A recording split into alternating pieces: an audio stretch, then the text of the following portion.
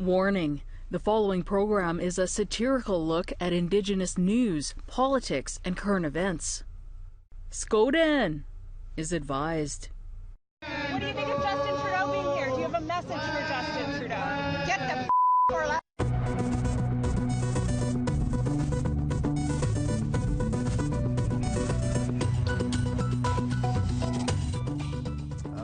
Bonjour, hello, and welcome to The Laughing Drum. Television so deeply and profoundly Indigenous, Ernest Munia's new album is called The Laughing Drum.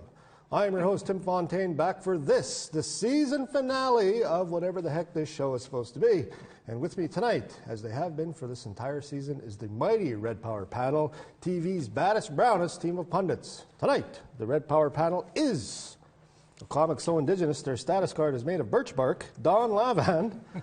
He's our Commander Chakotay. Jerry the Big Bear Barrett is here. And the Indigenous comic, Issa Kixon. Welcome to you all.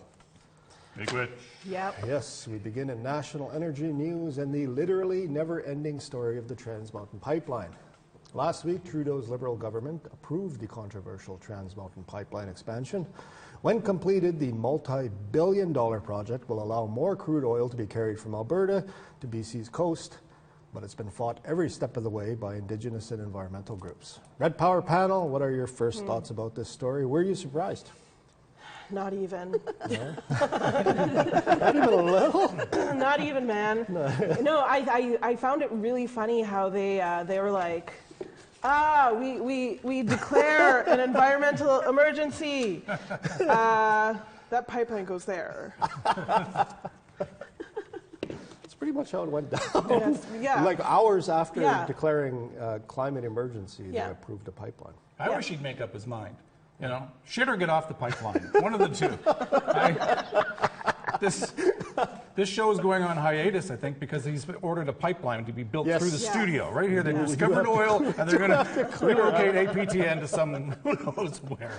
It's terrible. It's the most environmentally friendly pipeline ever. I think he gets all smoked up because it's legal now. He gets all smoked up on the wacky weed and then makes these crazy decisions, and really maybe some treatment might be in store for Mr. Trudeau. You know what Canada needs? A pipeline. We'll call it reconciliation. That's actually happening. When the natives attack it, you'd be like, today, natives attacked reconciliation. That's actually happening. Apparently, one of the First Nation groups that still wants to buy in, they want a 51%. What is that, the Iron Coalition? One of them. There's a bunch of them, but they want to call it the Reconciliation Pipeline. What? Oh, no, it's not a joke. It's real. I'm laughing at you. I'm just laughing at the name. But that's interesting. I am laughing at them, actually, because that makes zero sense. The Reconciliation Pipeline, where we destroy your land and kill your people. But your $5 a year gets increased by 50 cents. But it sounds like a flavor of weed. Reconciliation Pipeline, man. Got to get some of that stuff. It's good. Okay, so Trudeau makes this announcement. It's a big announcement. Everybody's been waiting for this. And one of the things he says is that some of the money that comes from the pipeline is going to go to green initiatives, green technology. Of course it is. What do you make of that? Politics. It's just words, man. It's just, he's blowing smoke out his pipeline there. He's got some grand ideas happening there. But yeah, the money, some of the profits is going to go towards the environment. Of course, the environment that is destroyed when the pipeline explodes and oil goes everywhere. So I think he's kind of half right there. That I feel like that's kind of silly to declare that, because it's like if you've ever had an oil spill in your kitchen and then you go to clean it up with more oil. Like, that's counterintuitive. I mean, I'm not saying I'm an expert, but it just, it does not seem smart. I just picture, going into, environmental, efforts, him investing in, a giant, grain silo of, Blue Ribbon baking powder, and, that's what's going to, fix the oil spills. So just, sprinkle that over there. Yeah. It could happen. They have a bunch of, people waiting beside the pipeline with Don There's the dish soap. Yes. You know, the one that they have in the commercials where Scrub they're the like, little duck? oh, look at our ducks. They're covered in oil. We wash it in Dawn. That's what they're going to do. They're going to have people like standing there waiting like, don't worry, we got this. It'll be a Cut new grease in industry. half. So lots of people against this. There's some for it, but lots of people against this. Is this going to be, I mean, we are months away from an election. Is this going to be an election issue, do you think? And will this factor into how Indigenous people view this government? I don't think, it will be an election issue, and I think it will be something that the majority of Canadians will be behind, and they will say it's promoting jobs, and that if we're not promoting jobs, then we're going back to, bows and arrow to age. I don't know. I really wish that it didn't have an impact. Yeah. Well, when the pipeline springs a leak and there's a big gas or an oil spill in the mountains, again, the people at Yonge and Bloor don't give a rat's ass because it's way out west, way out in the mountains. Who could that possibly hurt? And they'll go about their lives and whatever it is, make more money down in the heart of the universe, Toronto, and no one even cares, except for the people that actually live. Here's what I was thinking last night now. I think Trudeau should get on an airplane and fly to these communities and actually walk the path where this pipeline is going to go. Walk along and see the trees, see the little animals, see the Bigfoot, carry on, and see for himself what's going to be affected. How the heck are whatever animals are out there? It's going to ruin their migration patterns. You know, and so Well, it's an expansion of an existing pipeline for one. well, hooray! But is it above ground? No, because it's going to go over the Rocky Mountains. So Bigfoot's in for a terrible winter, I think. Yes. Winter's coming. If anybody's going to be hurt by this, it's Bigfoot. I'm sure. It'll be really greasy now. The greasiest Bigfoot in all of Canada. I'd be like, what's that smell? And be like, probably Sabe. Everybody always says, oh, this could be the next Oka, this could be the next Oka. Do you think that there's going to be a lot of resistance to this? Yeah, they're building a tiny house village in the pathway. Like, there's just going to be another opportunity for, armed forces to go out there and exert their force. Bulldozer. Because peaceful protesters are the threat. Unistoten, I mean, that's a different pipeline, but yeah, they sent in the RCMP for that. So, but they were carrying reconciliation sticks, they weren't guns. Yes, yes. They came with reconciliation in their hearts, so it doesn't count. I could see, the people who have, the tiny village having, sticks with, lightning bolts on the side of them and be like, thunder sticks! We gotta take a short break. That's it for that topic. When we come back, we're going to talk about something else. I can't remember. Don't go away. We will talk about stuff.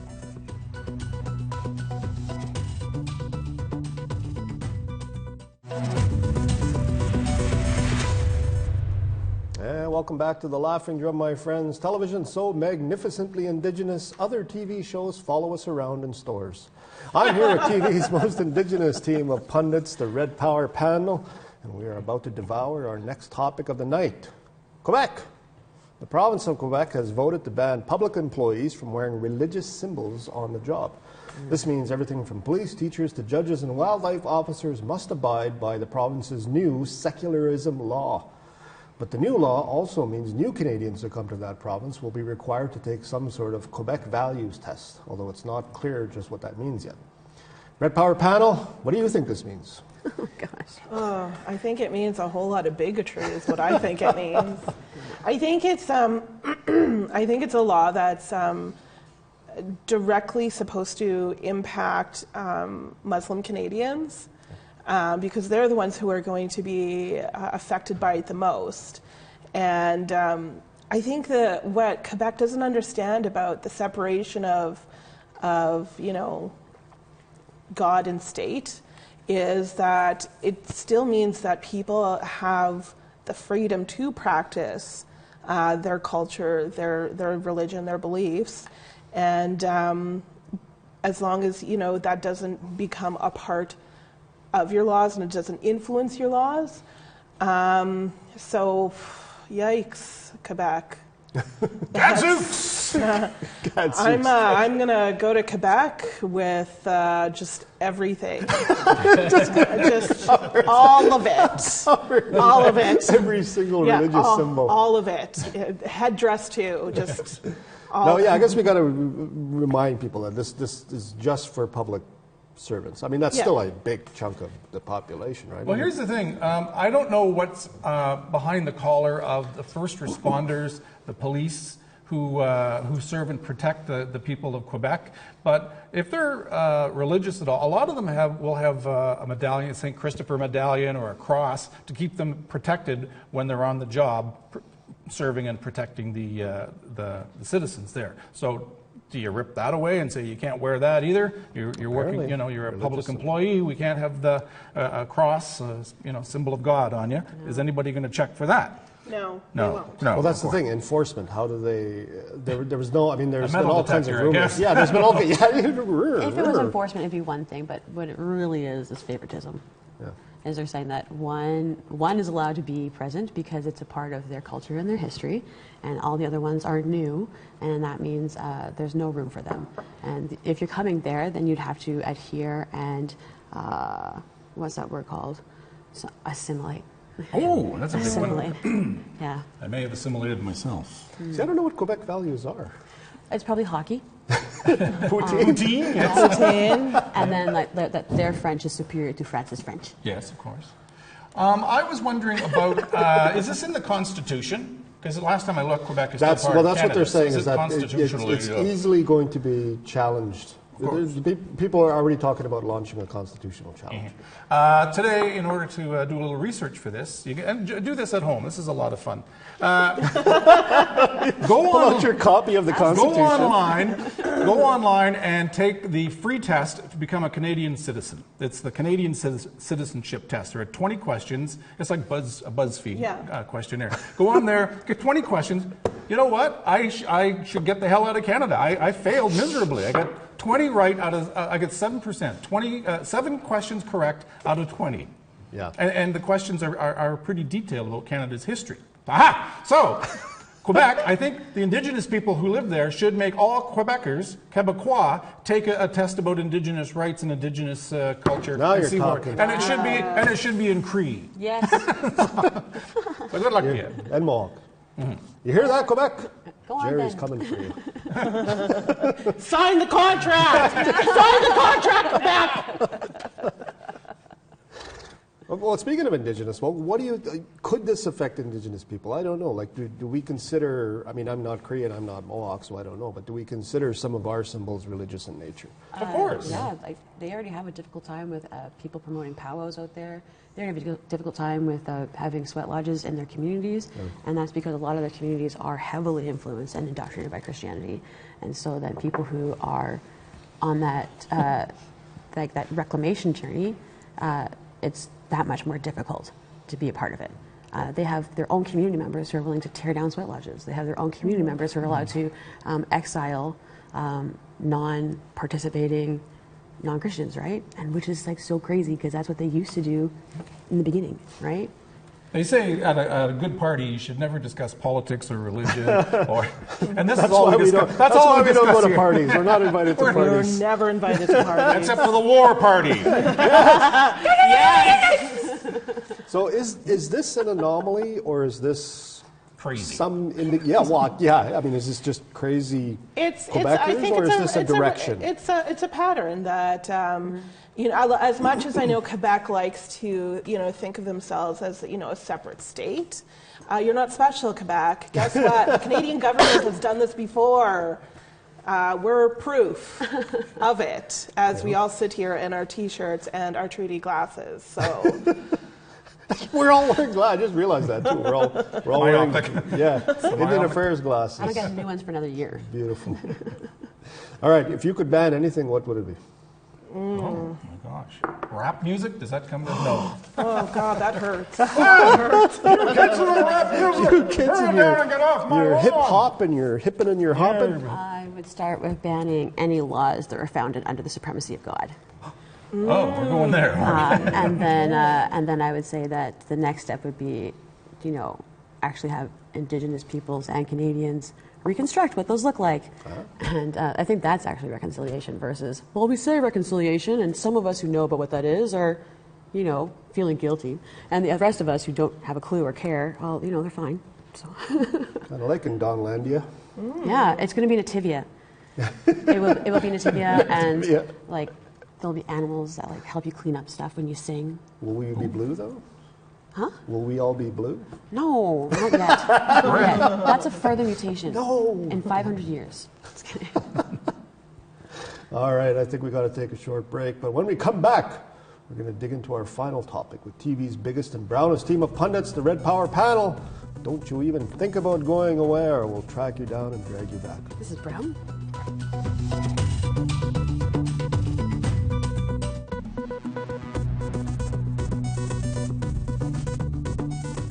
And welcome back to The Laughing Drum, the season finale of The Laughing Drum. Television so profoundly indigenous, we make a traditional powwow look like a British tea party. And this, my friends, is it, the final topic of the night and of the season. Non-Indigenous folks paying their rent. A Seattle-based group called the Coalition of Anti-Racist Waste, that's a real name, has started an initiative where non-Indigenous folk make monetary donations directly to the Indigenous people whose homeland Seattle is on. Now, since launching in 2017, the Duwamish people have received money from over 2,000 renters. Red Power panel, what do you make of this concept? Is it like tithing? Hey? Is it like tithing for the rest of their lives? I don't know. That's kind of cool, then. I'm totes for it. Are you? Yeah? Yeah. Yeah. Like, I need some new glasses, and Treaty just kind of screwed me over with these ones, so. Yours are nice, though. Like what I got. These don't even have lenses. You get those in 2 more years, okay? You'll get the lenses in 2 years. I think what they're doing down there with this real rent Duwamish thing is basically a guilt tax. I think the people who have taken over Seattle, Washington, it's a guilt tax because... and they should feel guilty. They should, damn it. The Native American people have been there since for 4,000 years. Wow. And what did they get out of it? Well, their population now is 4% or less than 4% of the total population of the city of Seattle. Wow. Where did they go? Mm-hmm. They once ruled the land. Yeah. You know who took it over? Amazon, because that's right now is their one of their headquarters. I guess the headquarters. It was established there. I think who else was down there? Boeing, that's one of their main places. Bill Gates, he could give everybody $1 million and still have lots left over. UPS started out in Seattle, Washington, so it Starbucks. I think. It was huge, and the gold rush started there as well. So, and you know what? Do we need their money? It sounds okay, but I think Seattle has an Indian center. It's like a friendship center, and it looks after, how many tribes does it? 30 plus tribes. It looks after people along the coastline of Washington and on up into Alaska. So, I mean, we're looking after ourselves out there with social care and with housing and even bus fare. They'll give out bus fare there. So, I mean, we were already looking after ourselves. So this pity you tax, I'm not really a big fan. What? I'm always a fan of free money, so speak for yourself, Jerry. But I think that's the question that, I remember someone that I know here in Winnipeg, it was more a symbolic gesture, but they did a Kickstarter or like an online fundraiser to pay for Freedom Road for Shoal Lake, the Shoal Lake First Nation here in Manitoba, where people where Winnipeg gets its water from. Mm-hmm. And one of the criticisms of that was that you're letting the government off the hook from their responsibility by allowing citizens to do what governments should be doing. So I don't know, what do you make of that sort of argument, especially with something like this? I mean, like you're saying, I mean, there's just people with more money that can put a lot more in, but does this take governments off the hook? It should be both. Yeah. I think, it should be both. I think citizens, because the funny thing is that people, you have a lot of racist and ignorant Canadians who are like, oh, my tax dollars go towards all the Indians. And it's like they don't understand the concept of it being like a separate fund that is, like it has nothing to do with Canadians' tax dollars. But since you're complaining about it anyways, you might as well. Okay? Jeez.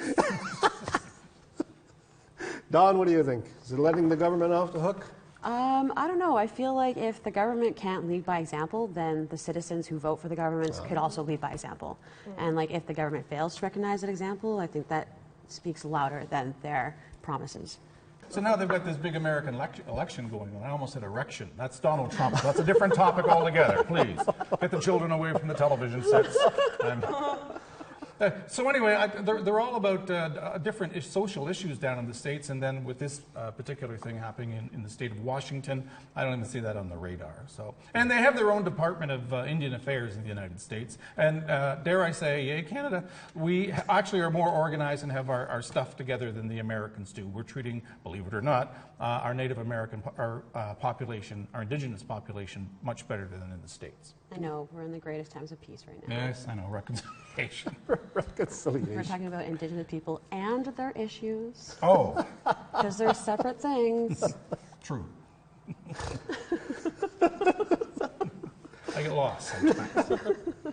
Would you accept money from some rando? Just Yes. yeah. Absolutely. If somebody was like, "Oh, hey, I have to pay my pay a native person tax. Here you go," I'd be like, "Sweet." My native person. My native If it's person. pan-piti. Pay a native person tax. Well, I think people are offering up either $4 a month or $40 a month, depending on how generous they feel. Apparently, they even make symbolic payments because So some of them pay $18.55, which is symbolic of the 1855. Well, you've got treaty. Amazon, Bill Gates, Wow. Boeing down there, UPS. I think they can ante up a little bit, and But I play the lottery all the time, So the government can give me the money if I win the $5 million in the lottery.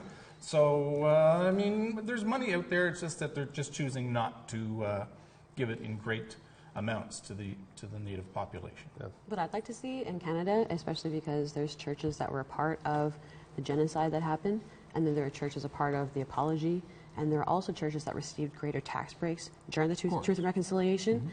I would like to see those churches, of their own volition, take a percentage of their tithes and donate it towards Native organizations and causes without any expectations of them, without any need to be a part of their membership, and without any need to, like, underneath the smudge bowl is Jesus.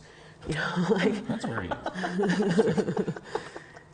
I think that in order to solve a lot of the problems we have here, if you want to hand out free cash, APTN should have a bingo on television bingo. Let's do that again. That was fun. Yeah. That's good Bingo in times. a movie. Yeah.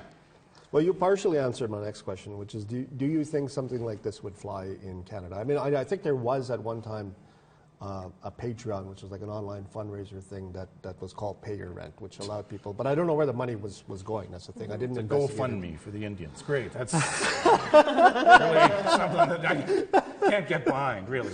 But I guess I think the question is, like, what role, we've been touching on this throughout this discussion, but I think, what role do citizens have as opposed to governments, right? Like, what role? You said citizens can absolutely lead by example, but how far do we take that? Well, we're citizens too, living in that community. Maybe you, man. Well, I guess if you vote, you're a citizen. but I don't know how. All right, that's it. That's it. That's all the time we have for this. The final episode of this season of The Laughing Drum. This is my final time hosting the show as well. Make much to everyone who has helped me put this show together each week, especially the crew. Especially me. Especially you as well. Thanks to the Red Power panel for being so generous with their time and their thoughts. And thanks to you, our dozens of viewers who have tuned in each week. We love you. Good night. Yes. Not even.